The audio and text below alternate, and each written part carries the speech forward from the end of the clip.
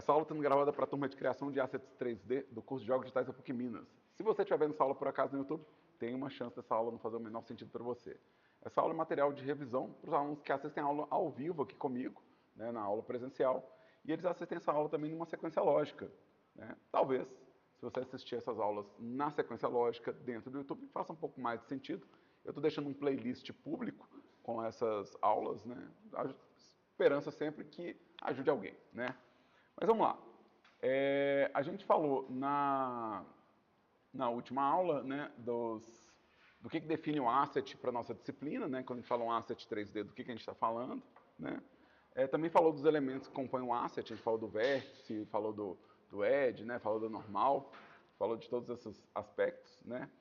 Como eu disse, eu juntei os vídeos, os dois conteúdos num vídeo só aqui no tópico, né? Então, esse conteúdo aqui, ele parece que está sobrando igual o jornal na janta, porque está mesmo, né? Eu posso remover ele aqui, ó, porque agora eles estão unificados numa entrada só, tá?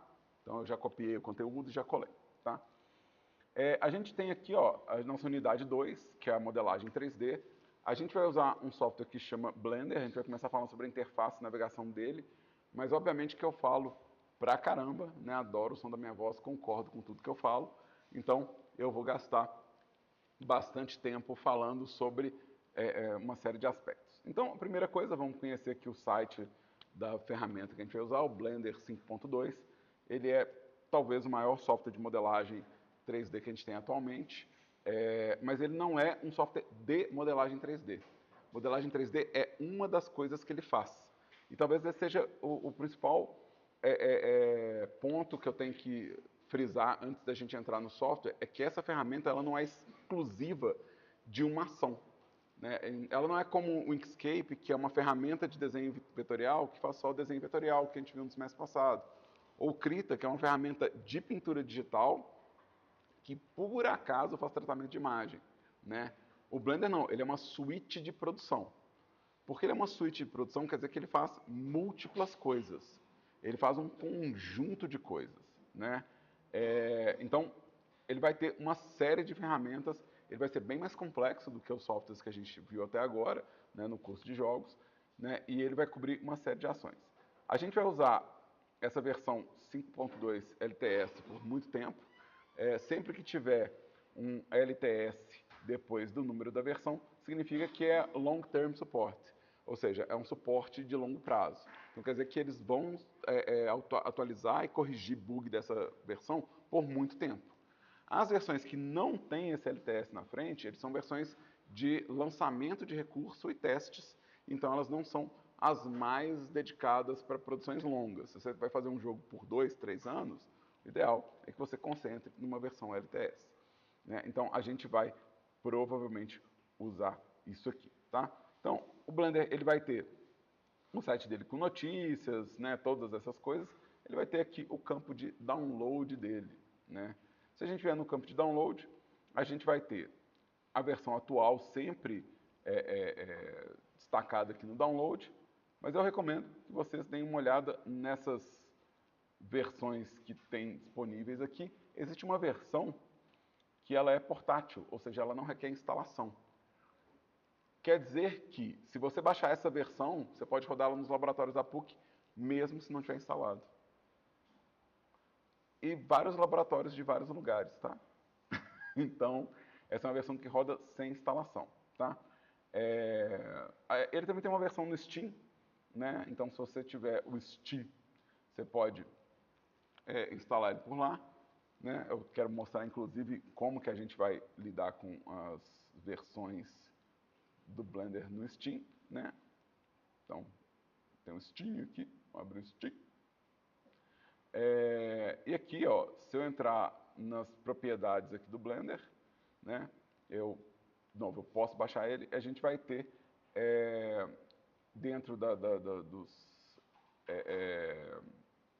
das versões, qual versão que a gente quer, né? Então, a gente vai ter aqui a lista de versões. Minha recomendação é que vocês procurem a versão 5.2 LTS, que é a última aqui da listinha, e marquem ela. Tá? aí quer dizer que ele vai atualizar só essa versão. Quando sair uma 5.3, ele não vai pular para 5.3, ele vai manter a 5.2. Isso é o ideal, tá?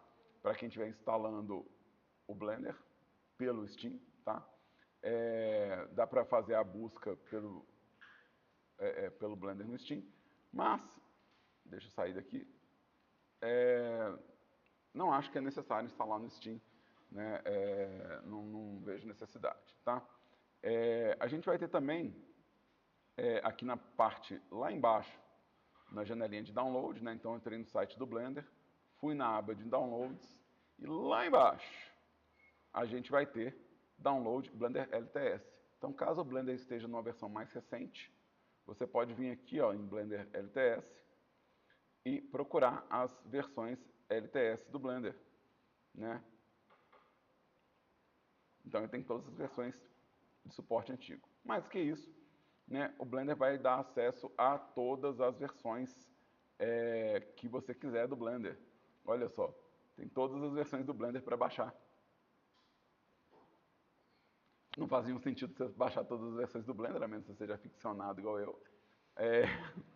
Ou que você tenha projetos feitos em versões antigas. Aqui pelos links marcados, né, dá para ver que eu tenho projetos feitos na 2.49, projetos feitos na 2.79, projetos feitos na 3.2, na 3.6, na 4.2, né? Então eu tenho essas versões baixadas porque eu tenho projetos que foram feitos nessa versão e que vão abrir melhor nessas versões do Blender, tá? Outra coisa que pode acontecer é se seu computador não roda a versão 5.2, eu recomendo você ir regredindo nas versões LTS para ver qual que roda, né? A gente tem caso de aluno, por exemplo, que o computador dele, infelizmente, só roda a versão 2.8. Não tem problema. O que eu vou explicar aqui de modelagem funciona, na verdade, desde a versão 2.30, sei lá. Né? Funciona desde a versão 2.3. O que eu vou ensinar de modelagem funciona desde que o Blender existe. Eu não vou ensinar nada que não seja bem estabelecido, tá? Vai mudar provavelmente um atalho ou outro, mas o conceito, os comandos, o nome dos comandos, eu vou tentar manter o mais compatível possível, tá? Isso acontece porque o Blender mais novo vai pedir bibliotecas gráficas mais recentes. Se o seu computador é muito antigo, talvez ele não rode essas bibliotecas mais recentes, tá? Gente, eu estou gravando a aula, eu estou ouvindo som de celular. Peço desculpa quem tiver com celular, com som, dá uma mutadinha, tá? Só porque eu estou ouvindo barulhinho, tá? E não pega no microfone não, pode ficar tranquilo, é só porque eu mesmo que estou ouvindo um ruído. Pode ser também o pessoal da obra, pode não ser vocês. Aí eu estou pedindo para eles da obra também fazerem isso. Mas vamos lá. Vamos supor que você já baixou, instalou o Blender, né? Deixa eu inclusive resetar meu Blender aqui, só para parecer que ele está começando do zero. Então deixa eu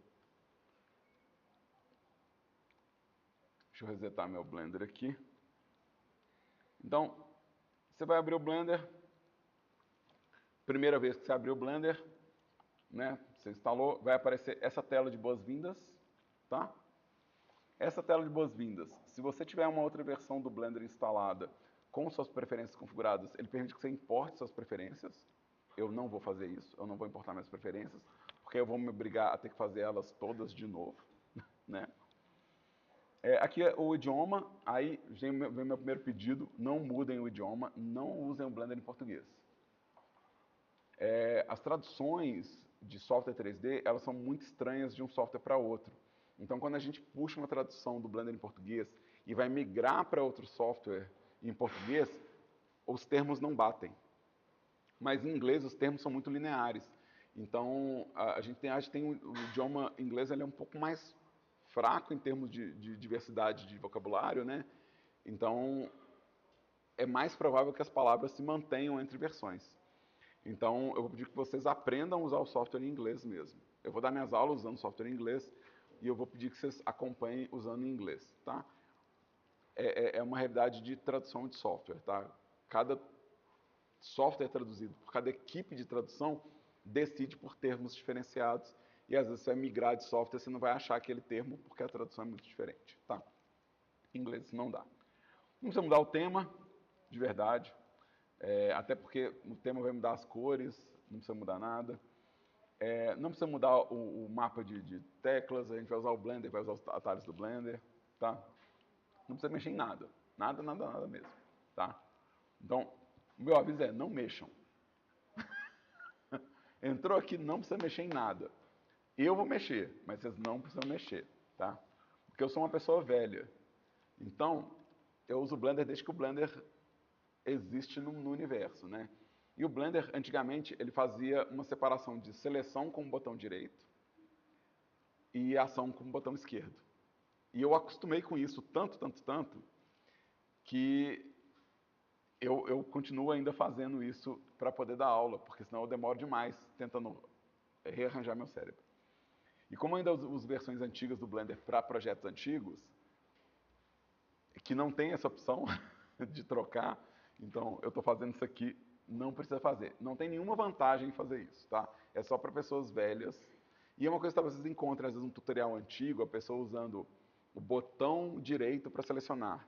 Se você acha um tutorial antigo, né, primordial, e a pessoa está usando o botão direito para selecionar, é isso. É uma opção de configuração, tá? Então, eu acabei de fazer isso. Então, sumiu a tela. Oh, não.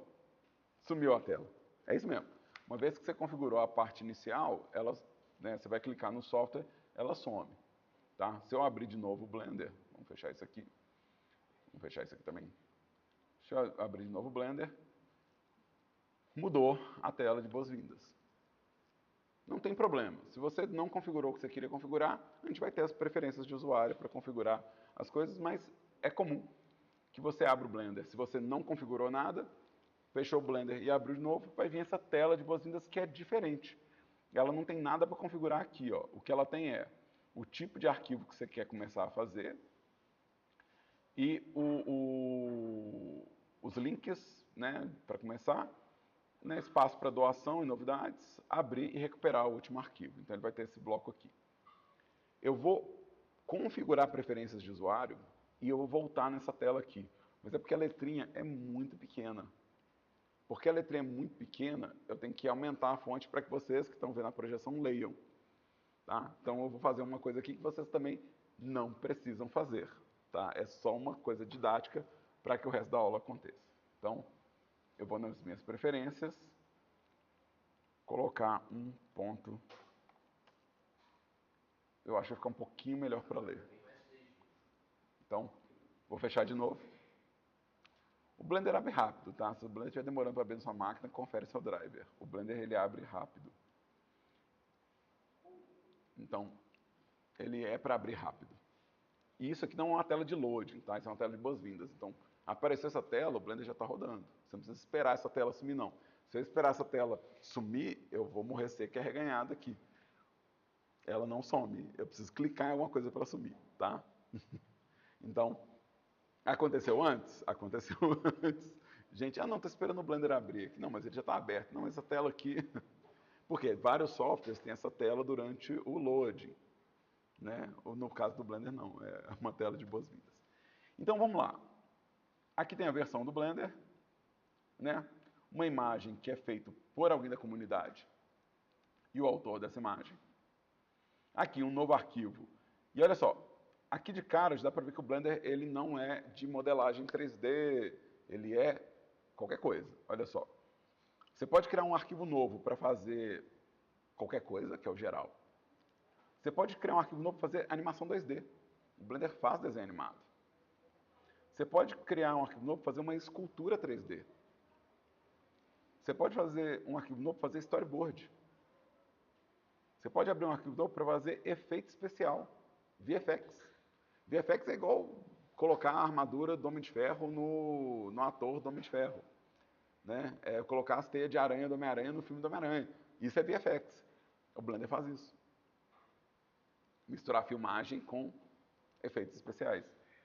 E tem edição de vídeo. O Blender faz edição de vídeo. Então você pode filmar as coisinhas e pode editar elas. Você pode fazer o quê? Um filme completo dentro do Blender.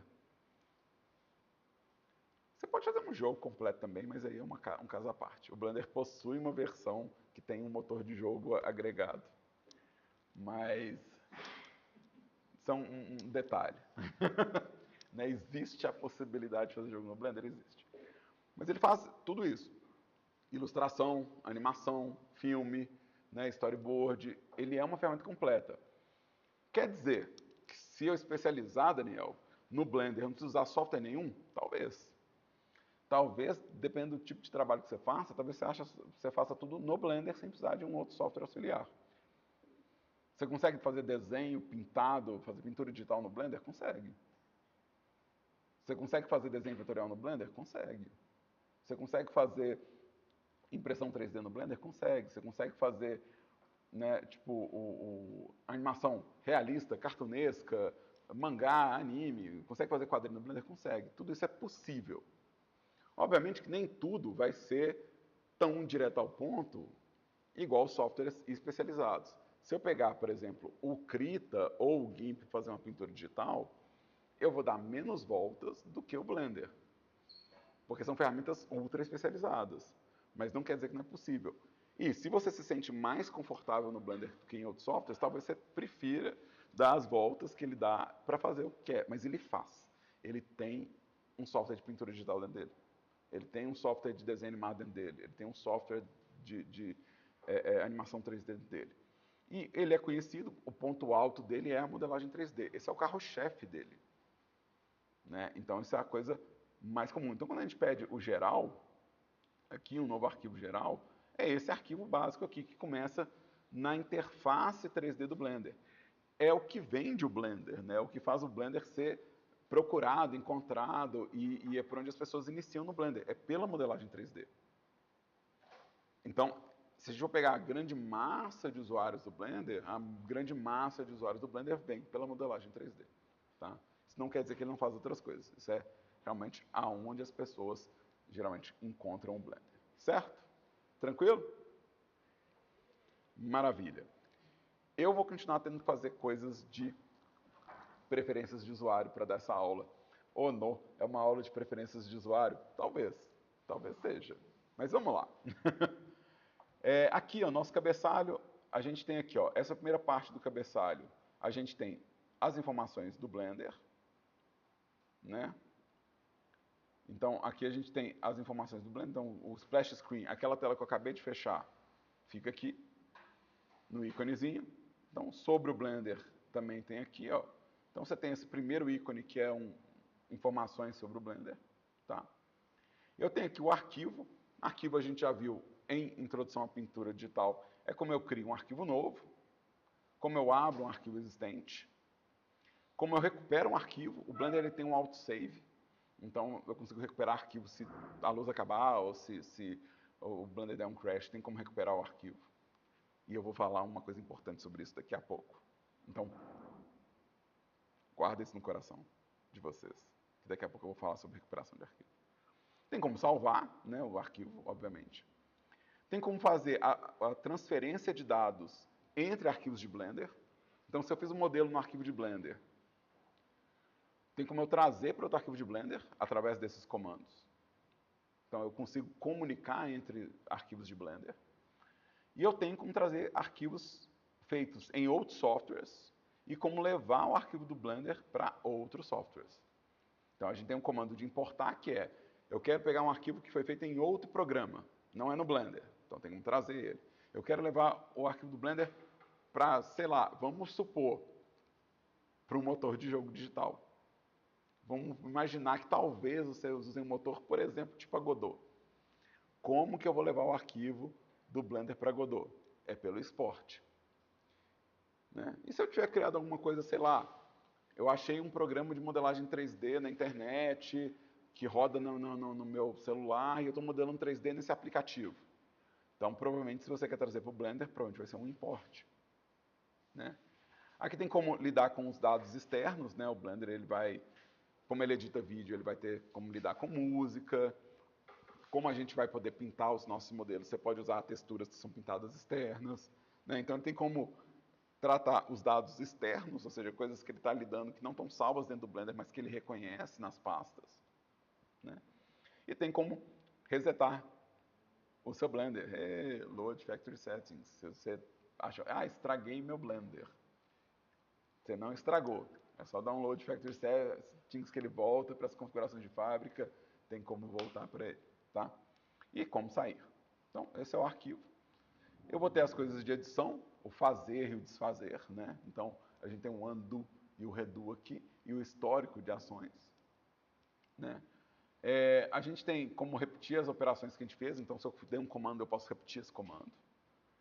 Eu tenho a busca, esse talvez seja o atalho mais importante para vocês lembrarem na vida de vocês. Qualquer coisa que vocês quiserem achar no Blender, qualquer comando que vocês quiserem achar, você pode começar a digitar e ele vai ter uma busca de comandos. Então, se você não sabe onde um comando está, tem uma busca dinâmica que vai achar esse comando, né? Tem como renomear as coisas. Você pode renomear, inclusive, em massa as coisas, né? E aqui tem as minhas preferências, que vou entrar nelas daqui a pouco. A gente tem aqui o comando de render. Render é como eu vou exportar uma imagem, um filme ou uma animação, né? Ou um áudio. Eu posso mixar áudio no Blender. É possível. Eu posso colocar várias faixas de áudio no editor de vídeo, não usar a parte vídeo do editor de vídeo, usar só a parte de áudio. E mixar áudio. Eu posso gravar os instrumentos e montar uma música que pode. Recomendo? Não, mas pode. Possível é, né? E a gente tem como ver o último render e ver a última animação. Tem como trancar a interface também, mas acho que a gente não vai precisar trancar nada não. Então, se eu fiz uma coisa no Blender que vai ser finalizada no Blender, é por aqui que eu venho, tá? Eu tenho as configurações de janela aqui, né? Então, criar uma nova janela, né? Ligar a tela cheia, mudar de área de trabalho, né? Tirar um screenshot, eu posso tirar um screenshot aqui dentro, né? Então, outra coisa na janela. E aqui o Help, são aqueles ícones que apareceram no Splash Screen, eles estão aqui em Help. Então, esse é meu menu inicial aqui, né? O meu cabeçalho. Aí tinha pergunta? Quem tinha pergunta? Diga. Se eu tenho um objeto no Blender e eu coloco um material nele, uma textura, é possível eu ter um pré-render, um preview do render? Tenho. Como acontece, por exemplo, em outros programas? Tenho. Tem? Como que eu Aqui, ó. faço? Pronto, já está aqui. Ele vai te mostrar em tempo real. Mas como se fosse um preview final? É, em tempo real. É. Não precisa preocupar. Seria meio ruim se ele não pudesse mostrar o que você está fazendo, né? Seria meio complicado se você não pudesse ver o que você está fazendo. Então, sim, com certeza. Um software que não te dá um preview do que você está fazendo, ele te deixa muito amarrado. Então, sempre tem no software de modelagem, animação, como você vê o que vai ser renderizado posteriormente. E no caso do Blender, o preview dele é muito aproximado mesmo, assim, é bem próximo. Obviamente que o nível de resolução que você vai ter no final geralmente é mais alto e mais pesado, então você vai guardar a resolução máxima desse preview para lá. Mas ele dá o preview em tempo real, na cena, né? Então é bem legal, você pode ficar tranquilo. Essa é uma pergunta um pouco adiantada. A gente ainda está vendo como que é a interface do software. Você já está preocupado com como é que você vai ver o render. Então, pergunta mais na frente. Então, guarda essa resposta, porque a gente vai precisar dela lá na frente. Vamos lá. Aqui, ó, essa série de textos aqui, ó, são os espaços de trabalhos pré-definidos. O Blender vai ter uma interface modular. O que isso quer dizer? Quer dizer que cada uma dessas caixinhas aqui, ó, do Blender, cada uma dessas caixinhas do Blender aqui, ó, eu tenho 4 caixinhas aqui, ó. Eu tenho uma caixinha aqui, eu tenho uma caixinha aqui, eu tenho uma caixinha aqui e eu tenho uma caixinha aqui, ó.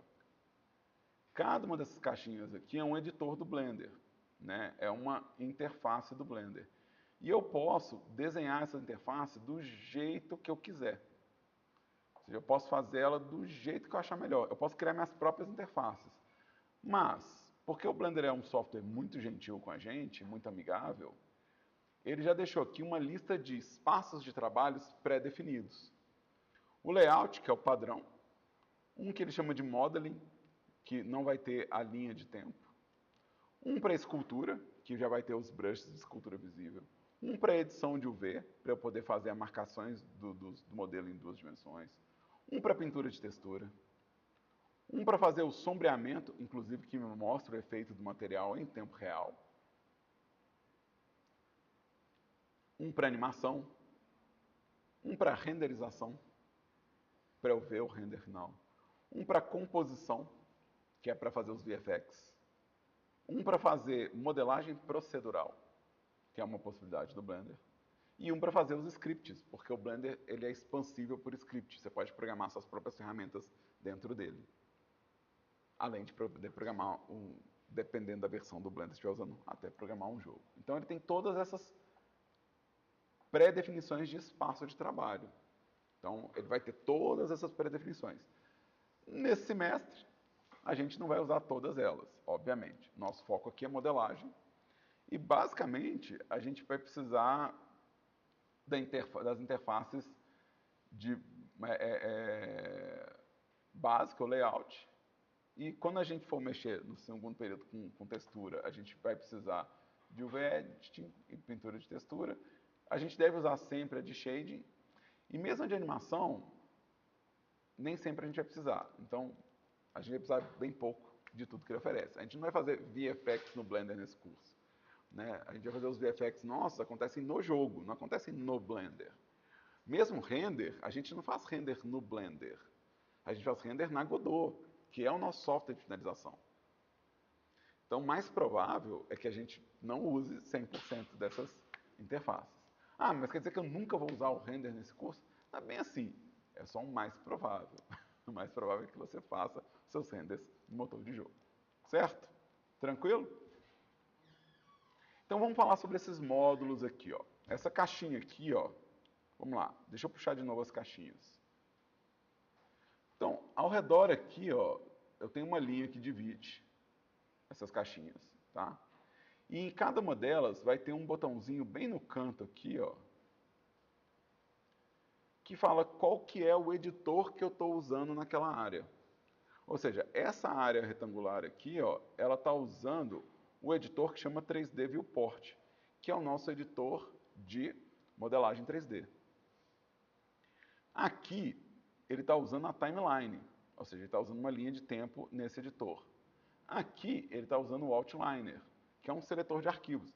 É uma forma de organizar o projeto, você vê tudo que existe no projeto e organizar o seu projeto. E aqui você tem a aba de propriedades. Então, eu tenho, cada uma delas está destacado qual que eu estou usando, ó, em cada uma delas está destacado qual que eu estou usando. Né, se eu parar o mouse em cima, ele vai me dar inclusive a dica falando qual que é o tipo de editor que eu estou usando nesse espaço. Tá? O que isso quer dizer? Quer dizer que eu posso trocar os editores de lugar, porque eu posso vir aqui e falar assim, ah, quer saber? Eu quero meu outliner aqui e meu 3D viewport aqui. Eu quero as minhas propriedades aqui e eu quero a minha timeline aqui. Ou seja, eu escolho o design, eu tenho esse poder. Então eu posso desenhar a interface do jeito que eu quero. Esse é o conceito de modularização dele. Então eu não vou ter uma janela por cima da outra, eu vou ter um módulo do lado do outro. Né? Então vamos voltar aqui, ó, 3D Viewport, Outliner, e vamos ver aqui aqui era o timeline e aqui era propriedades. Então esse aqui é o padrão. Se eu for para qualquer um desses aqui, ó, vamos pegar shading. Eu tenho 6 espaços agora, então são 6 espaços aqui, 1, 2, 3, 4, 5, 6 espaços. Aqui eu tenho um navegador de arquivos, aqui eu tenho um editor de imagem, aqui eu tenho o meu viewport, aqui eu vou ter um editor de shader, aqui meu outliner e aqui as propriedades. Se eu for para rendering, eu vou ter um editor de imagem, propriedades e timeline. Só 3. Então, cada um desses espaços não é nada mais, nada menos que uma reorganização desses módulos. Certo? Se você quiser dominar o Blender, o que você tem que saber? Você tem que saber todos esses módulos, o que cada um deles faz. Se você souber todos esses módulos e o que cada um deles faz, e souber de verdade, não é souber tipo, me contaram, é o souber mesmo, então você vai ter o domínio total do software. É um software grande, a gente não deve usar todos os módulos nesse curso. mas é um bom jeito de você indicar que você está tentando o quê? Aprender cada um desses módulos e a função deles, né? Então, a gente já viu aqui, ó, o 3D Viewport, que é esse cara aqui, ó, né? Ele vai ser a nossa ferramenta de modelagem e animação 3D. Ele também vai servir para a nossa animação 2D. Ele vai ser usado tanto para animação 3D quanto para animação 2D. Né? A diferença é só o tipo de conteúdo que eu estou desenhando lá ou que eu estou modelando. O editor de imagem, ele vai ser para eu lidar com as texturas e também é onde eu posso fazer pintura bidimensional. Né? Então ele vai ter uma interface de pintura, né? Deixa eu pegar aqui, eu tenho um brush e deixa eu pegar uma cor que não seja preta, né? Então quer dizer que eu posso desenhar bidimensional nele. Então ele tem a ferramenta de pintura bidimensional dele. Então ele tem um editor de imagem. Esse editor de imagem também vai permitir que eu faça só a visualização de imagens. Né? Ou seja, se eu quero só ver as imagens e investigar as propriedades dela, ele vai ter a possibilidade de visualização. E ele também tem como pintar máscaras e camadas de proteção. Mas ele é um editor de imagem. Eu tenho um editor de UV. O editor de UV é onde eu vou fazer as coordenadas do modelo 3D acontecer no espaço 2D. Então ele é um editor semelhante ao editor 3D, mas ele acontece em duas dimensões. Então aqui eu estou mexendo um vértice em 3 dimensões e aqui eu estou mexendo um vértice em 2 dimensões. É o mesmo vértice, né? Ou seja, o vértice que eu estou selecionando aqui, ó, é o mesmo vértice que está aqui, ó. É o mesmo vértice. Só que ele está acontecendo em 2 dimensões, ao invés de 3 dimensões. Eu vou ter o editor de geometria, que é a ferramenta de modelagem procedural. Eu não preciso modelar necessariamente com as minhas mãozinhas. Eu posso fazer geração de modelos. Geração de modelo procedural. Então o Blender tem a ferramenta aonde eu vou entrando com os... deixa eu entrar aqui com... Deixa eu ver, um mesh, talvez, primitiva. Vamos colocar aqui um cilindro, né? E vamos falar que a geometria que sai daqui é um cilindro, né? Deixa eu mostrar aqui no 3D Viewport. O que acontece? Eu estou criando um cilindro de forma procedural. Eu não estou modelando esse cilindro aqui, eu estou criando ele proceduralmente, criando ele matematicamente. Então, a gente não vai fazer isso nesse semestre, mas é bom saber que a gente tem uma interface para criação de modelagem procedural. A gente tem um compositor. O compositor é onde eu faço os efeitos especiais de um filme combinar com um 3D meu. Então aqui eu consigo entrar com o meu 3D, consigo entrar com o meu filme, né? Consigo entrar com o meu filme e fazer a combinação dos dois, ou seja, misturar os dois. Eu vou ter efeitos como chroma key, como criação de transparência, então eu posso fazer o meu dinossauro de computação gráfica e encaixar na minha filmagem do meu quintal. Então isso a gente faz no Compositor. Eu vou ter o editor de shader. O editor de shader é onde eu faço os materiais do espaço tridimensional, né, reagirem à luz. Então aqui eu vou falar que o objeto é metálico, que ele é de plástico, que ele é de vidro, né? Então esse é o editor de shader. Eu também tenho um editor de textura. Eu posso criar texturas procedurais, eu posso criar minhas texturas matematicamente, né? Eu tenho um editor de vídeo aqui, né? Então eu posso trazer para cá filmes, né? Adicionar sequências de filme e áudio aqui, cortar e editar e fazer uma edição de um filme aqui, né? Eu posso fazer captura de movimento. Então, o Movie Clip Editor, ele serve para rastreamento de pontos em vídeo. Então, eu posso servir isso tanto para estabilizar uma câmera, encaixar meu 3D numa filmagem de câmera, como eu posso também ter um boneco que vai movimentar junto com a filmagem que eu fiz do meu corpo. Então, aqui serve para captura de movimento, de uma forma geral, para mapeamento de movimento. O Movie Clipping também serve para fazer máscaras animadas para edição de vídeo, né? Mas esse tracking, ele é a captura de movimento, ou seja, eu vou lá, marco os pontinhos das bolinhas do meu traje de captura de movimento e falo, mapeia para mim esses pontos. Né? Também posso fazer isso se eu tenho uma filmagem, né, e eu quero que a minha câmera 3D acompanhe essa filmagem. Eu mapeio os pontos na imagem e falo, câmera, siga os pontos que eu mapeei. E aí você vai ter o mesmo movimento que você fez na vida real, você vai ter na sua câmera digital. Então isso aqui tem esses editores todos. Eu também vou ter editores de animação, vários editores de animação. A gente vai entrar neles mais tarde, mas esses 5 editores aqui, ó, eles vão lidar com aspectos diferentes de fazer animação. Né? De controlar os keyframes de uma cena, de controlar o tempo de duração de uma cena, de controlar as curvas de animação e poder fazer suavizações entre os movimentos, criar automações de animação, né? E fazer a combinação de vários blocos de animação, reciclar coisas, né? Fazer tipo o reaproveitamento de clipes de animação. Então a gente tem aqui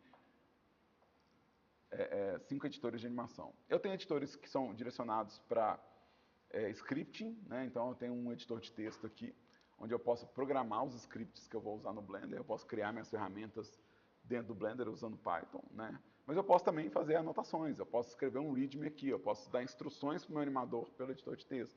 Então tem como eu vir aqui e escrever um texto, né? E mandar o meu recado, né? Isso é muito útil quando você está distribuindo um arquivo na internet, tem instruções de como usar esse arquivo, por exemplo, né? E aqui tem como, se for um script, tem como inclusive rodar o script por aqui. A gente vai ter o console de Python, que vai me dar como entrar com comandos no Blender, então eu posso mandar ações no Blender via comando de linha, né? E eu tenho as informações do que eu estou fazendo aqui no meu arquivo, enquanto eu estou mexendo nele, ele está pegando e registrando tudo que eu estou fazendo. Ele está falando, não, você fez isso aqui. Então, se eu tiver que rastrear, por exemplo, como é que eu quero programar uma ferramenta, eu consigo ver isso aqui. Então, eu tenho esse bloco aqui que está, de novo, direcionado para scripting, tá? Quando eu estou falando essas coisas, gente, eu não estou falando isso da minha cabeça, não. Eu estou lendo o texto que está aqui no topo, ó. 5 editores de animação é porque está escrito animação aqui, né? 3 editores para scripting é porque está scripting aqui no topo. Então, assim, eu não estou chutando isso, não, tá? E aqui tem as informações de dados, né? O Outliner, que é esse navegador de arquivo, ele está lidando com os dados do projeto. As propriedades vão ser propriedades de todo tipo. De todo tipo. Esse é um painel que é muito útil, né? A gente tem ele aqui, ó, ele tem propriedade de cena, propriedade de saída, propriedade do mundo, propriedades de modificação, propriedades de vértice, propriedades de material. Ou seja, é uma série de propriedades. Toda vez que eu estou interagindo com algo no Blender, onde estão as configurações dessa coisa? Provavelmente na aba de propriedades. Né? A gente vai ter aqui, né, o navegador de arquivo, ele também é um editor. Então, esse navegador de arquivo também é um editor. A gente tem também uma biblioteca de assets. Várias coisas que a gente cria no Blender, eles podem ser tratados como material reciclável entre projetos. Então, a gente tem uma... Né, por exemplo, se eu criei um brush, provavelmente eu vou querer que esse brush seja usado por todos os projetos de Blender que eu estou criando. Né? Eu não vou querer que aquele brush fique preso só naquele projeto. Eu vou querer reaproveitar esse brush. Então ele vira um asset, eu posso reaproveitar ele em outros projetos. A mesma coisa é o material. Se eu fiz um material de madeira muito legal, eu provavelmente vou querer transformar ele num asset para poder reciclar ele em outros projetos. Então o Asset Browser é uma forma de comunicar criação de conteúdo entre projetos do Blender. Né? A gente tem o Spreadsheet. O Spreadsheet ele vai mapear todos os vértices do seu projeto. todos os edges do seu projeto, todas as faces do seu projeto, e isso é útil quando a gente está lidando com a criação procedural de conteúdo. Como é que eu vou saber qual vértice eu quero afetar? Eu tenho um spreadsheet que fala, não, você vai localizar esse vértice e vai conseguir editar esse vértice, porque a gente tem todo o conteúdo, ele vai ter um DNA que eu consigo acessar ele para mandar dados matemáticos. Então, muito útil para quem está fazendo modelagem procedural. E eu tenho as preferências de usuário. Quem diria? As preferências de usuário também é um editor. Eu nem preciso vir em Edit, Preferences, para editar minhas preferências, porque ela também é um editor. Posso fechar o Blender aqui? Não vou salvar. Vou abrir o Blender de novo. Estou resetando aqui meu espaço total. Então tá. Eu tenho certeza que ninguém vai lembrar nenhum dos editores que eu falei agora, porque é muita coisa. Se alguém lembrar de todos nesse momento, é muito. Não é para isso que eu falei todos. É só para que vocês reconheçam que são vários editores. E que vocês lembrem que se a interface não está de acordo com o que você espera, provavelmente é porque os editores que você está procurando não estão ali posicionados. Os editores, eles têm o nome, eles também têm um ícone que identifica eles, então você consegue identificar eles pelos ícones, tá? E lembra, o Blender ele é customizável, então você pode, sei lá, ir trabalhar num projeto onde a pessoa resolveu fazer uma interface própria para o trabalho que ela acha mais adequado. E aí ela mexeu todas as janelas de lugar, mudou toda a configuração. Então isso pode acontecer, tá? Então a gente tem a lista de editores e ainda lidando com essa parte modular, eu posso pegar cada uma desses quadrados e eu posso dividir eles. E dividindo eles, eu posso colocar editores novos para trabalhar. O que pode ser bom e pode ser péssimo, né? Você pode colocar tanto editor aqui que chega uma hora que fica impossível trabalhar, né? Mas você pode colocar quantos editores você quiser nesse espaço de trabalho. A gente não precisa, de verdade, a gente não precisa fazer isso. Geralmente eu falo isso para situação onde você fez sem querer e fala, nossa, eu quero desfazer isso, né? Eu quero desfazer essa bagunça que eu fiz. Eu dividi sem querer. Como é que eu faço, tá? Então, o Blender ele tem um cursor em forma de setinha que quando você chega nas extremidades, ele muda para uma seta dupla ou para uma cruzinha. Então, meu cursor aqui, olha, é uma seta preta. Na hora que eu chegar na linha divisória, ele vira uma seta dupla, apontando para cima e para baixo, ou para o lado e para o outro. Ou ele vira uma cruzinha. Se nesse momento eu clicar com o botão direito, eu vou ter as opções por escrito, que é um pouco mais fácil. Então eu posso vir aqui e pedir para juntar à direita. Ó, join left, join right. Então eu posso juntar. Ó, join up, join down.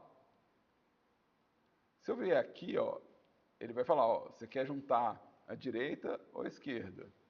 Se eu vier aqui, ó, ele vai dar acima e embaixo, certo? Se eu vier nesse cantinho aqui, ó,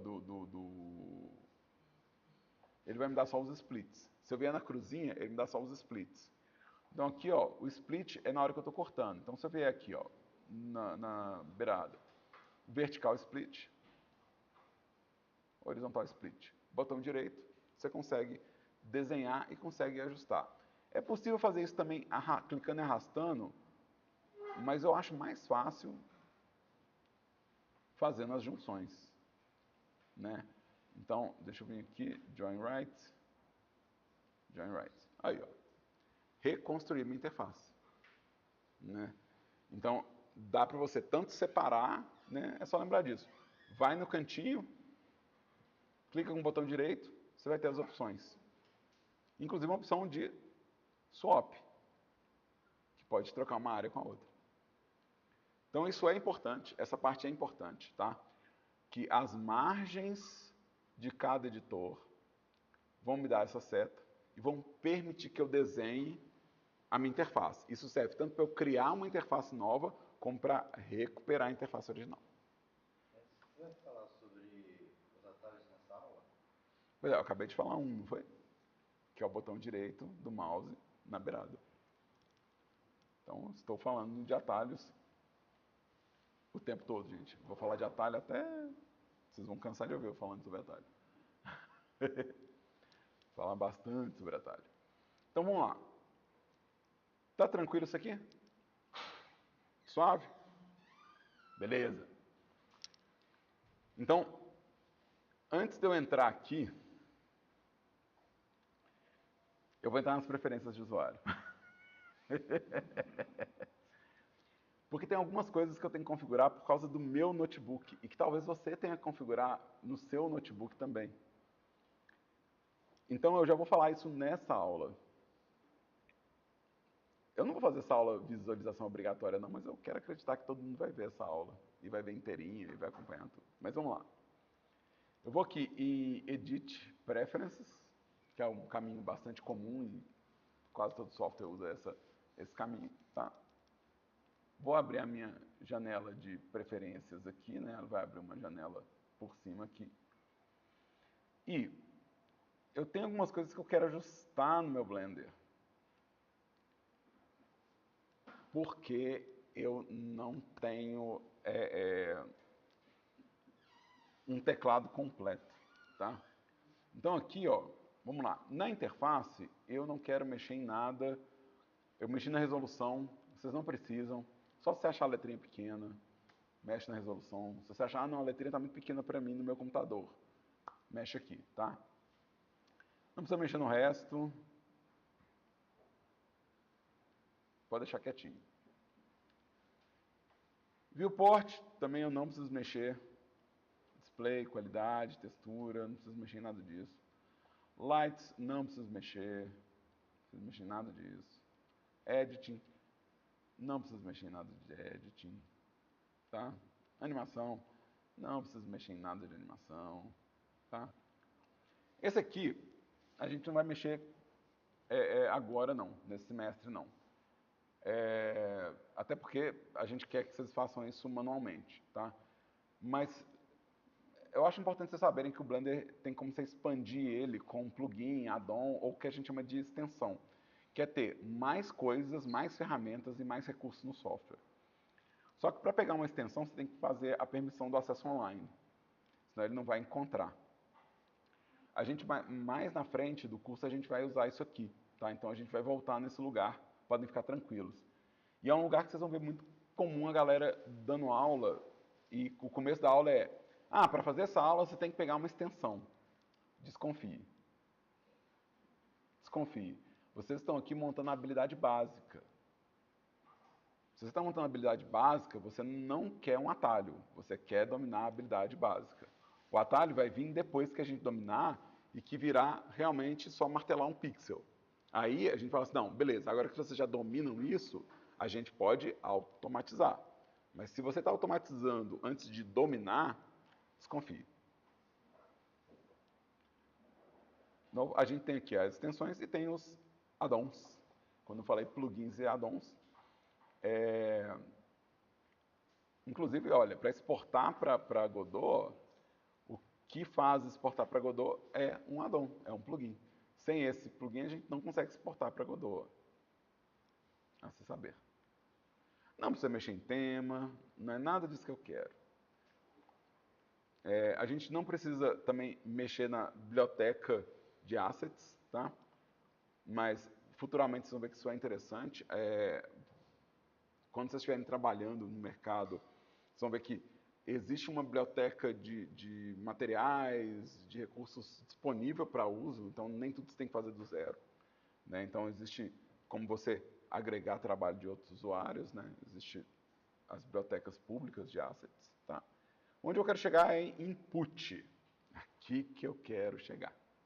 Então eu vim todo o caminho, ó, eu vim todos eles até input.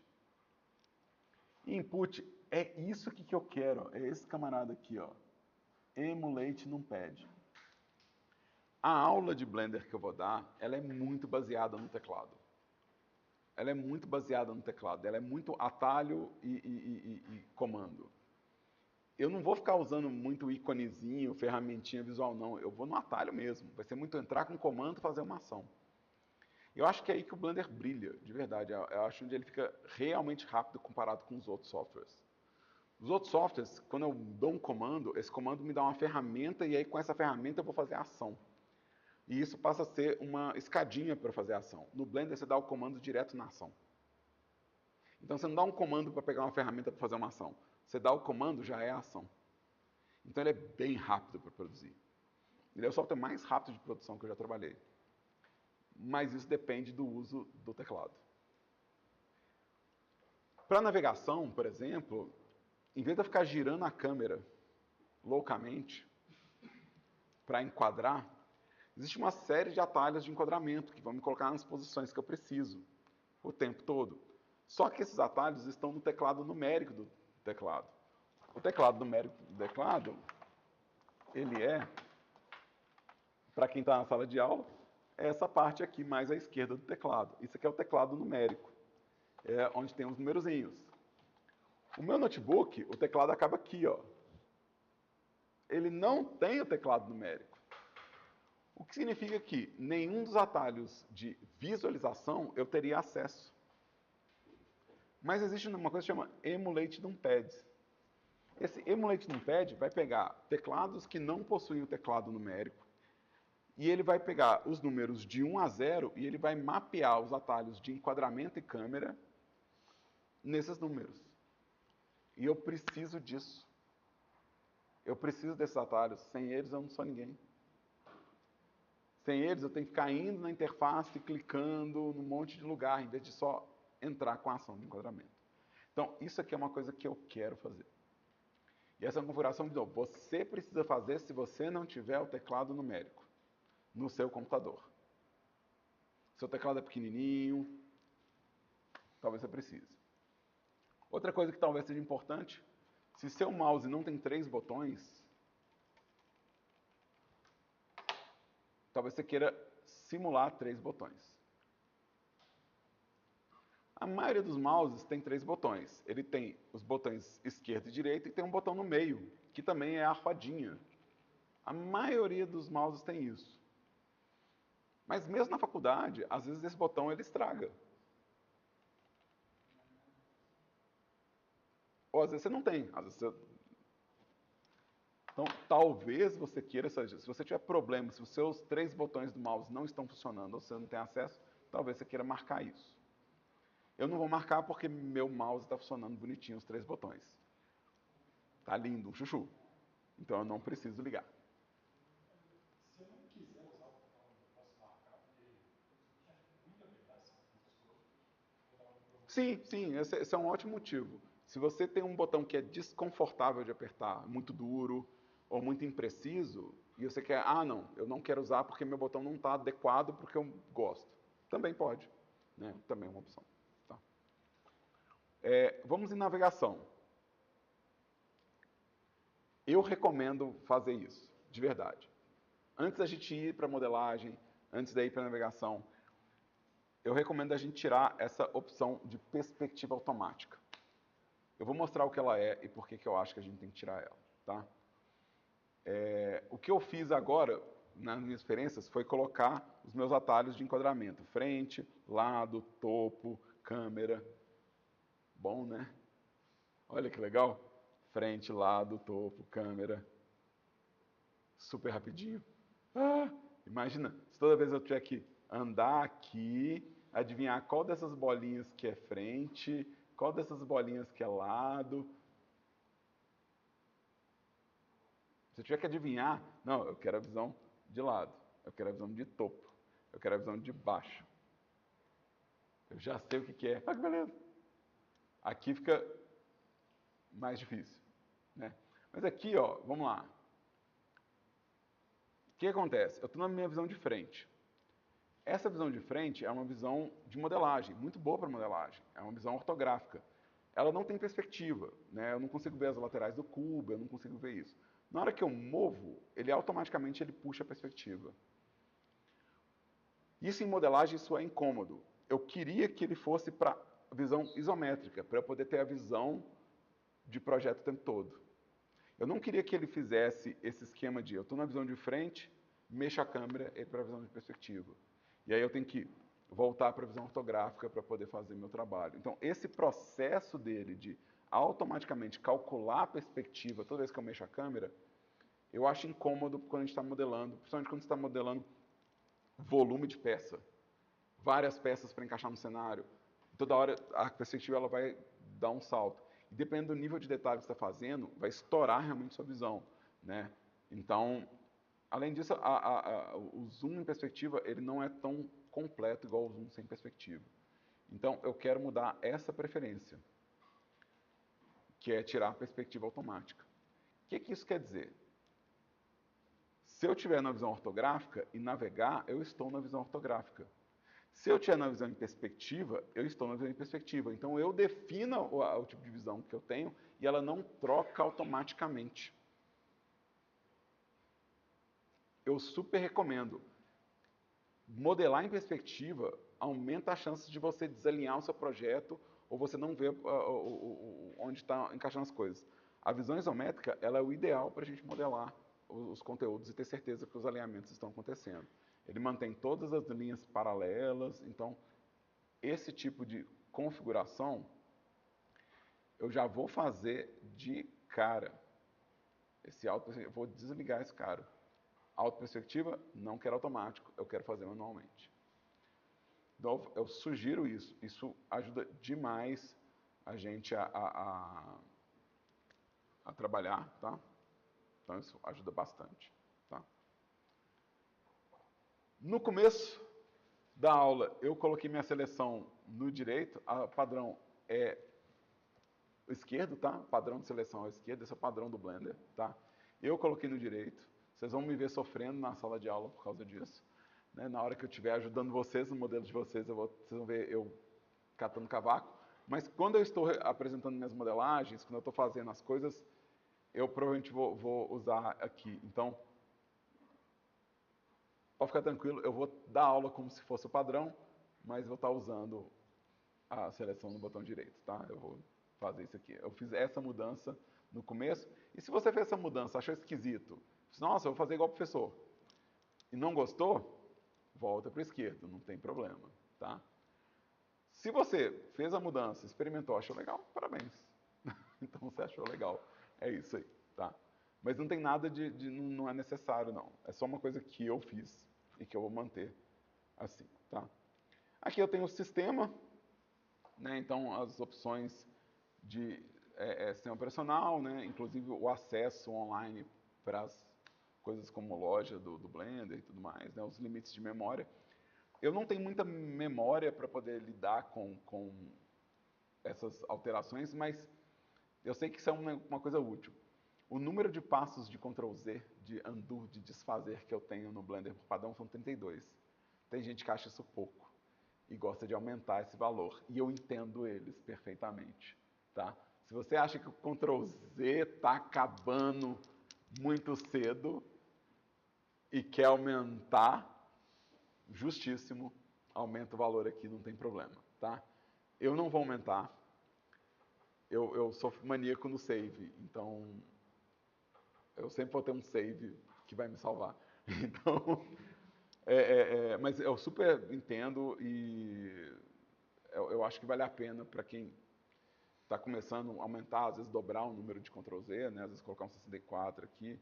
Isso consome um pouco mais de memória, então se o seu computador é muito antigo, talvez pese, mas fica tranquilo, tá? Aqui, se você tem uma placa de vídeo que acelera o gráfico do Blender, você tem como ligar essa aceleração gráfica para render aqui.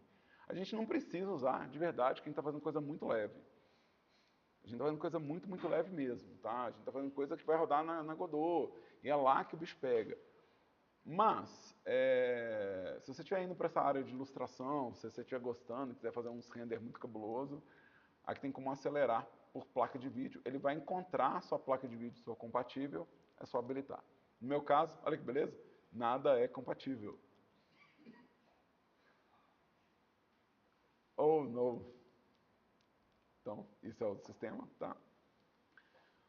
Aqui o save load, a gente tem como pedir o autosave de tempo em tempo. Aqui está de 2 minutos, é o padrão, tá ótimo. A cada 2 minutos ele dá um autosave, tá? Mas aí é que vem o pulo do gato. Esse autosave, ele vai salvar numa pasta temporária do sistema. Então, se o seu sistema operacional é tipo Windows ou Linux, por exemplo, porque Mac eu não lembro como é que funciona, de verdade, esse arquivo temporário ele pode se perder a qualquer momento. Porque esses sistemas eles limpam esses arquivos temporários. Então você fechou o programa e aí foi lá o seu sistema operacional e limpou os arquivos da sua pasta temporária. E aí seu autosave se perde. Essa é uma dica importante. Eu sei que vocês estão começando, vocês nunca nem viram software na vida. E eu sei que eu estou me adiantando muito nessa parte de preferências. Mas vai por mim. Você quer salvar o seu pescocinho? Vem aqui em pasta e cria a sua pasta de arquivo temporário. Cria a sua pasta de arquivo temporário. Eu criei uma minha, eu vou chamar ela de temp, tá? Por quê? O sistema operacional não vai limpar isso. Então, se der um crash no Blender, seu arquivo vai estar lá. Deixa eu mostrar para vocês. Aqui, ó, são os arquivos que eu estava usando ontem, na aula da noite. Esse é o autosave da aula da noite de ontem. Se eu tiver esquecido de salvar, se eu tiver esquecido de mexer, se eu tiver esquecido de qualquer coisa, tá aqui. Se fosse a pasta temporária do sistema, eu já tinha descartado. Então, vale a pena você criar sua pasta temporária para o Blender. Vale a pena de verdade. Você vai ter que limpar ela de tempo em tempo, uma vez por mês, uma vez por semestre, não sei. Vai depender do seu computador. Você vai ter que manualmente limpar. Mas vai por mim, se der um crash no Blender, se acabar a luz, você vai ser muito grato de ter criado sua pasta temporária. Se ele está salvando a cada 2 minutos, quer dizer que você vai ter perdido o quê? 2 minutos só de trabalho. Vale a pena. Se tem alguma coisa que vocês vão tirar dessa aula até agora configure a sua pasta de autosave. Vai lá e configura a sua pasta de autosave. Ajuda demais. Nesse campus já aconteceu isso, de aluno está modelando, ligou o Blender, como se não houvesse amanhã, modelou sem dar nenhum save, a luz acabou no final da aula. E aí ele falou, nossa, vou ter que modelar de novo, porque não configurou a pasta temporária. Tivesse configurado a pasta temporária, ia ter um save de 2 minutos atrás, ia ter que refazer só 2 minutos de trabalho. Faz sentido. Por favor, guardem isso no coração, tá? Certo? Tranquilo? Maravilha? Então, vamos para navegação no Blender, tá? Vamos para navegação no Blender. Então, eu estou aqui no meu espaço 3D, tá? Vamos até começar de novo. Deixa eu começar de novo. Vamos começar de novo. O Blender é tão rápido que eu fecho e abro ele 1000 vezes na aula. Né? Toda hora eu, não, deixa eu abrir de novo. Humilhação, gente. Vamos lá. A gente vai ver o esquema de navegação. Eu vou fazer ele começando por aqui. Várias das coisas vão ser consistentes, tá? E aí a gente vai ver que várias dessas consistências vão acontecer em outros editores. Então, muito do que a gente vai aprender no editor 3D vai ser aplicado para outras áreas, tá? Mesmo, tá? Então, vamos lá. Eu vou começar dando uma geral na interface do editor. Então, eu tenho um cabeçalho do Blender, eu tenho um cabeçalho do editor aqui, ó. Né? Então, meu editor, ele vai ter um modo de trabalho e um cabeçalho aqui, tá?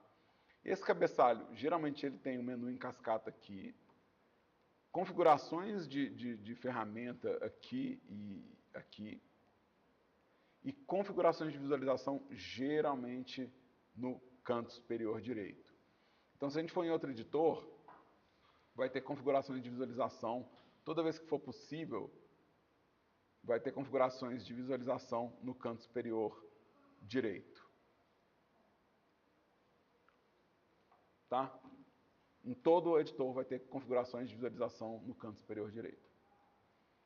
Em todo o editor vai ter menu em cascata, menu de texto, no começo do editor, quando for o caso. Tá? Então, isso aqui é parte da interface. Além disso, no caso do editor 3D, tem uma barra de ferramenta aqui do lado. Se a gente for no UV, tem uma barra de ferramenta. Se a gente for no teste de repente, tem uma barra de ferramenta. Então, sempre comum ter uma barra de ferramentas à esquerda. Tá? Essa barra ela pode ser escondida e puxada. Inclusive, se você continuar puxando, ela mostra o texto das coisas. Uma barra de ferramenta aqui. Tá? Ela esconde numa setinha tão minúscula, tem uma setinha escondendo ela aqui.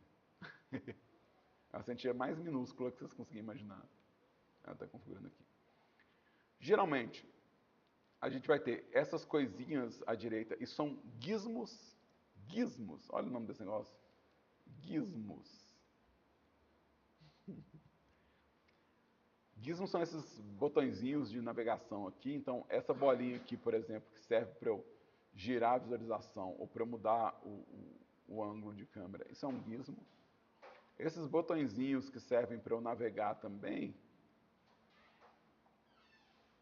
são gizmos. E aqui, escondidinho, eu vou ter uma barra uma barra lateral, que vai ter uma série de configurações e valores aqui. Tá? Então, eu tenho, muito comum no Blender, eu ter duas barras escondidas lateralmente, a barra de ferramentas e uma barra de informações diversas, ferramentas diversas. A gente chama isso aqui de sidebar ou barra lateral. Tá? No caso aqui tem, por exemplo, a posição do objeto, também tem configurações de visualização, né? Tem configurações de animação, de ferramenta, né? Então tem essa barra lateral. Né? E toda vez que também for possível, vai ter gizmos nessa parte à direita. Tá? Então isso aqui é parte da interface. Tá? E aqui, ó, esse espaço tridimensional, para navegar nele, para navegar nesse espaço tridimensional, eu vou ter as ações do mouse, né? As ações dos botões do mouse. Né? Então, vamos pensar que eu tenho o meu mouse desenhadinho aqui. Né? O botão direito, ele vai ser, por padrão, seleção e ação. Então é o botão de fazer coisas. Né? O botão esquerdo seleciona e faz coisas. O botão direito, geralmente é um menu de contexto. O que é um menu de contexto? O menu de contexto é isso aqui, ó. É toda vez que você aperta um menu, ele vai ver, como é que está o software? Eu estou fazendo o quê? Eu estou aonde? Né? Então, eu estou em qual parte dele? E o que eu posso puxar de informação dessa parte? Então, se eu fizer menu de contexto aqui no 3D, vai ser diferente de eu fazer menu de contexto aqui, na linha de tempo, né? Então, esse é o menu de contexto, ou seja, ele depende do contexto que está inserido. Né? E o botão do meio, ele vai ser navegação. Por isso que é bom ter 3 botões no mouse. Porque ele vai ser a navegação. Se eu clicar com o botão do meio, eu vou estar girando a minha visualização. Então eu estou clicando e segurando, tá? E estou girando a câmera. E aí, eu vou ter os atalhos junto com o clique. Né? Eu vou ter, por exemplo, Shift e o clique, Ctrl e o clique. Se eu segurar o Shift no teclado, espero que vocês saibam qual que é o Shift no teclado. O Shift, ele é representado às vezes só com uma setinha vazada para cima, né? Então, deixa eu fazer uma setinha um pouquinho melhor. Então, geralmente é uma tecla larga com uma para cima, geralmente fica à esquerda do teclado, tá? E o Shift, se eu segurar o Shift e clicar no botão no meio, eu tenho o movimento de panorâmica. Então, giro de câmera é o clique do meio, Shift clique do meio é panorâmica. Tá? Lá no Canvas eu vou deixar a listinha desses atalhos também, tá? Caso alguém tiver perdido a descrição, é legal que está anotando, mas eu também vou colocar uma listinha desses atalhos lá, tá? Então, Shift. E se eu segurar o Ctrl e o clique do meio, é Zoom.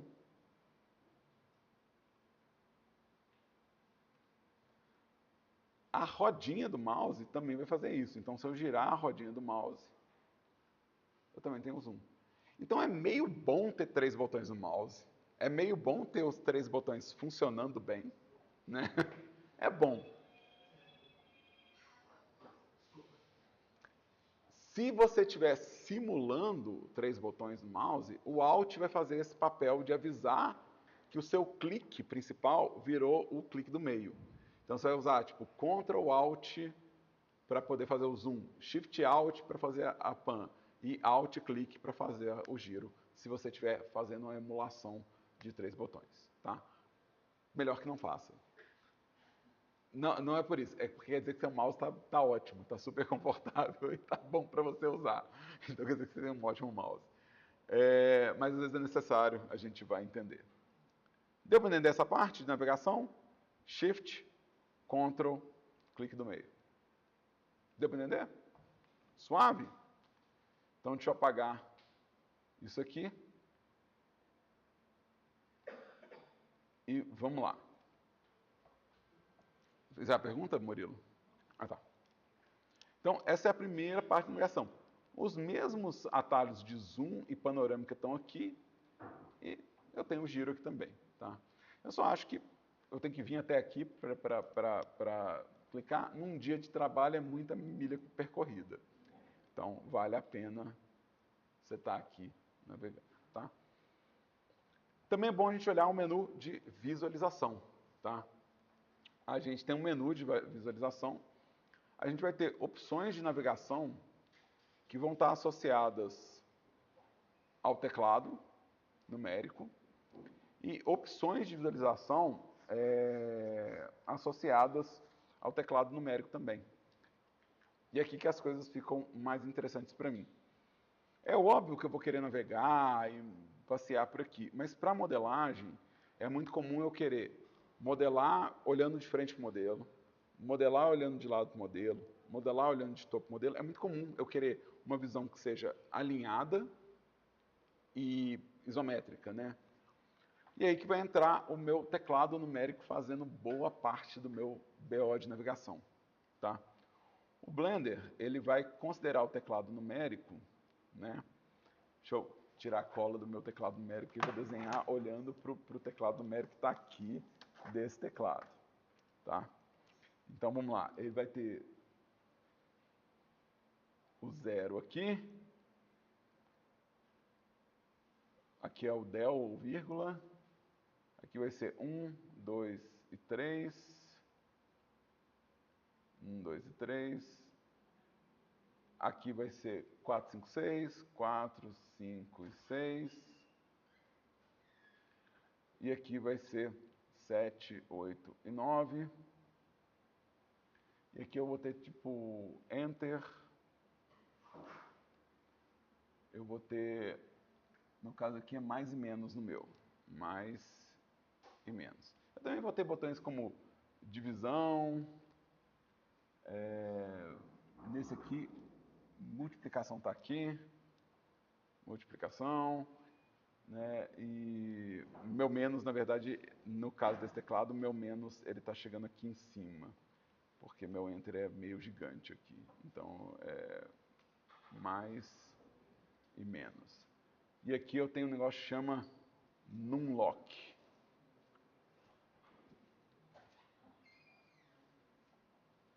Numlock. Vocês já viram esse teclado, não já? Então, vamos lá. No lock, ele vai ligar e desligar o teclado numérico, tá? Se o seu teclado numérico não está funcionando, você pode ligar ele por esse botão. Ele tranca o teclado numérico, chama numlock. Então, se trancou, não está funcionando. Aperta, vai ligar uma luzinha no teclado, você vai ver que ele está funcionando, tá? Beleza? Tranquilo? Então, o que acontece? O Blender ele vai considerar aqui, né, esses eixos aqui, ó, do meu teclado numérico, eles vão funcionar para eu representar os ângulos de visão pré-definido. O Blender, existe uma frente no Blender, existe um lado certo que é a frente do Blender, existe um lado certo que é a direita no Blender, existe um lado certo que é o topo do Blender. Se eu apertar 1 no teclado numérico, ele vai falar para mim, ó, você está na visão de frente. Não é aleatório. E se você está criando um conteúdo que você vai exportar para outro software, saber se sua frente está alinhada com o software que você está mandando é importante. Então, existe uma posição correta para representar a frente dos objetos. Eu não posso modelar em qualquer ângulo e eu definir onde é que é a frente. O software já definiu onde é que é a frente. Ó, para você ver. Então, a gente vai ter isso. O 1 do teclado numérico. O 1 do teclado numérico vai ser a frente, né? Então, isso aqui vai ser front, né? Então, o 1 do teclado numérico é a frente. Toda vez que eu apertar 1, ele vai para frente. Se eu mover aqui, ó, ele fala, ó, não estou mais na frente. Eu estou aonde? Eu estou na visão do usuário. Não é mais a mesma visão, é uma visão do usuário. Então, visão de frente, visão do usuário. Se eu for para a direita, eu vou encontrar o 3. O 3 vai ser a visão direita. Então, eu vou para a direita, eu encontro o 3. 3 é a visão direita. Se eu vou para cima, eu encontro o 7. 7 é a visão de topo. Então, ele está usando 1, 3 e 7. Então, esse aqui é o top. E esse cara aqui, ó, vai ser o right. Beleza? Tranquilo? Aí você vai me perguntar, e as costas? E a esquerda? E embaixo? Você pode usar o Ctrl. Ctrl 1 vai ser as costas. Ctrl 3 vai ser a esquerda. Ctrl 7 vai ser embaixo. Uma outra alternativa é você escolher um eixo e apertar um 9. O 9 ele inverte o último eixo que você pressionou. Eu acho que demora mais do que dar o Ctrl 1, Ctrl 3 e Ctrl 7. Eu tenho que ir num e depois ir no outro. Eu acho que eu faço em 2 etapas e eu posso fazer numa etapa só. Então, eu prefiro usar o Ctrl, mas aí é preferência. Isso na prática você faz o que seu coração mandar, tá? Então o 9 ele vai inverter o último eixo. E os pares? Os pares não vão servir para nada? Bom, os números pares, 2, 4, 8 e 6, eles geralmente representam setas também. Se você olhar no teclado numérico, vai ter uma setinha desenhada. Então, o 2 vai girar para baixo, o 4 vai virar para um lado, o 6 vai girar para o outro e o 8 vai girar para cima. Então, você tem, na verdade, nos pares, a direção das setas aqui. Então, ele segue a direção das setas. E o 5? Sobrou? Tadinho. Coitado. Serve para nada? 5? O 5, ele vai trocar o tipo de visualização. Então, aqui, ó, eu estou vendo em perspectiva. O 5, ele vai mudar para ortográfico e perspectiva. Ele alterna entre os dois. Ele é o ponto central do meu teclado numérico, ele também representa o meu ponto focal. Por incrível que pareça, isso foi pensado desse jeito. o design de atalho do software, né, a user experience do Blender foi projetado assim, para que você mapeasse mentalmente o teclado numérico e tivesse uma coerência entre a escolha da tecla e o que ela representa na hora que a gente está navegando. E isso vai acelerar demais o meu processo, porque se eu consigo ir para uma visão de lado, em perspectiva, com 1 ou 2 toques no máximo no teclado, então eu não tenho que ficar, tipo, movendo a câmera e alinhando. Eu também não tenho que ficar clicando nessa seta até adivinhar qual que é qual. Eu não preciso nem decorar quais são os eixos, né? Eu já sei, pelo teclado numérico, quais são as visões. Mas o teclado numérico ainda tem outras coisas aqui. Ele vai ter mais e menos, que faz 1. Ele vai ter o 0, que faz a câmera. Então, o 0 vai fazer a câmera. E ele ainda vai ter algumas opções como o... Qual que é o numpad ponto. Ele vai centralizar a sua seleção. Então, ele vai alinhar o que você está selecionando com a visão. Isso é bom para navegar, porque às vezes a sua seleção parece estar meio fora de... Você está movendo a câmera e parece que ela está mexendo meio bêbada, meio torta.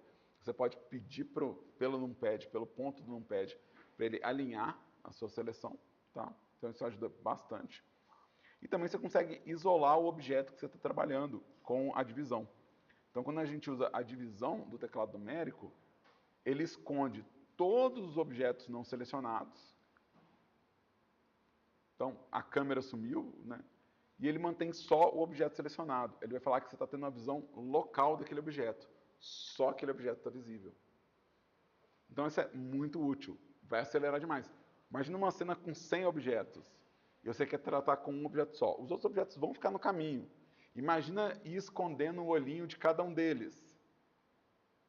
Dá tanto trabalho. Você pode só selecionar um objeto e isola para mim. Trabalhei, volta para o normal. Muito útil. E a gente vai mexer com centenas de objetos. Vocês estão sabendo disso, né? Que projetos de jogo são alguns centenas para milhares de objetos, né? É muito massiva a quantidade de conteúdo que a gente faz quando a gente está lidando com o jogo, né? Então, é importante a gente saber isso. Deu para entender esses atalhos? Tranquilo? De novo, eu vou deixar eles anotados lá. Certo? Tranquilo? Massa. Ainda sobre visualização, ainda sobre navegação e visualização, né? De novo, todos esses atalhos que eu falei, eles têm a representação gráfica aqui, né? Então existe a representação gráfica aqui.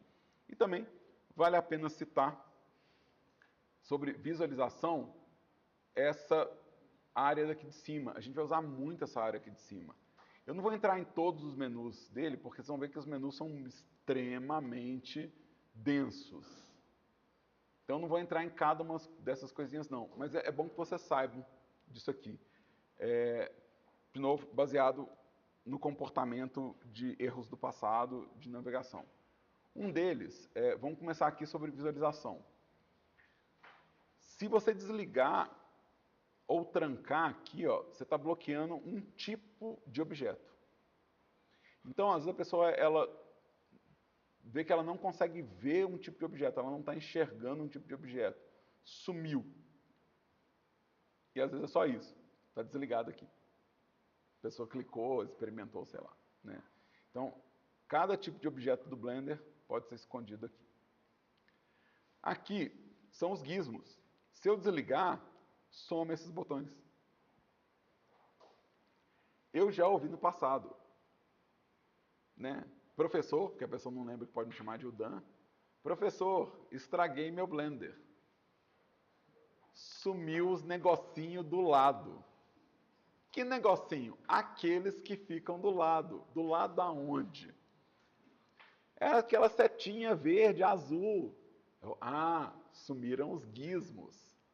Ótimo. Os gizmos, eles estão desaparecidos porque o botão Show Gizmo estava desligado. Então, esses são os gizmos. Aqui, ó, eu tenho os overlays. Os overlays são as coisas de interface que eu uso para navegar. Então, tem uma linha laranja em volta do meu cubo, não tem? Isso é um overlay. Ou seja, isso é a interface do Blender que ele desenha para eu saber o que eu estou selecionando, o que eu estou pegando, onde que eu estou interagindo.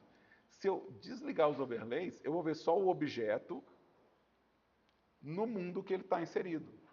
Então eu consigo desabilitar esses overlays. Várias coisas são overlays. Esse grid no chão é um overlay. Né? Então se eu tenho um grid no chão, é porque eu tenho um overlay do grid no chão. Então vamos tirar aqui o chão. Vamos tirar as linhas. Então são o quê? São camadas de interface por cima do seu modelo. São overlay. Aqui a gente tem uma espécie de raio-x, né? Que ele vai deixar que eu veja através do modelo. Então eu consigo ver através do modelo. Isso é útil quando eu quero selecionar algo que está atrás do objeto. As minhas seleções vão ser sempre bloqueadas pelo que é visível. Eu só consigo selecionar o que eu consigo ver. Ah, mas eu quero selecionar o que está atrás daquele objeto. Então você vai ligar o raio-x para poder ver. E porque está visível, você consegue selecionar. Então esse é o raio-x. E aqui são os tipos de visualização. Eu tenho o wireframe, que vai mostrar só as linhas do meu modelo. Eu tenho o modo sólido, que é o que a gente vai usar na maior parte do tempo para modelar, que eu estou vendo esse modelo como se fosse um Durepox, né? Eu tenho o modelo material, que vai mostrar como que o material que eu criei, né, está reagindo à luz, né? Então, ele vai me dar uma previsão de como meu objeto reage à luz no material. E eu tenho a visualização de render, que vai me dar o preview de como vai ficar finalizado o meu trabalho, né? Então, se eu vier aqui e ligar, por exemplo, luz, sombra, efeito, né? For fazendo as coisas, eu consigo realmente compor toda a minha cena como eu quero ver ela finalizada. Vale lembrar que a gente não vai finalizar a cena no Blender. A gente vai finalizar as cenas na Godot. Então a gente tem que pensar nesse processo dentro da Godot. De como que está o render dentro da Godot. No Blender é mais uma forma de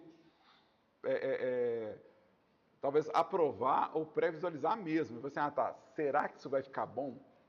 Mas ainda assim, não é a coisa final. É só tipo assim, mas será que fica legal? Será que se eu colocar uma luz nele vai dar certo? Então a gente tem que realmente testar o render. Mas é bom lembrar, vamos finalizar as coisas na Godot. Então é lá que a gente tem que realmente dedicar tempo para requintar o nosso render. Erro muito comum. Vocês vão perceber no decorrer da carreira acadêmica de vocês. Gente que fica muito bom no Blender, faz umas coisas lindas no Blender, mas que elas não são possíveis de reproduzir no motor de jogo. E o autor dessa coisa linda, ele nem nunca pensou em como traduzir no motor de jogos. Vai cair na mão de uma pessoa que não tem aquela especialidade ou não teve interesse em desenvolver aquela expertise. E aí você começa a ter aquela situação de modelos muito lindos no Blender e jogos muito feios no final. Vocês podem ver pela nossa biblioteca de jogos criados no curso, vocês vão achar jogos que esse jogo tá legal, mas está tão feio. E se você olhar o portfólio do pessoal que trabalha, não, mas os modelos estão bonitos no portfólio do cara.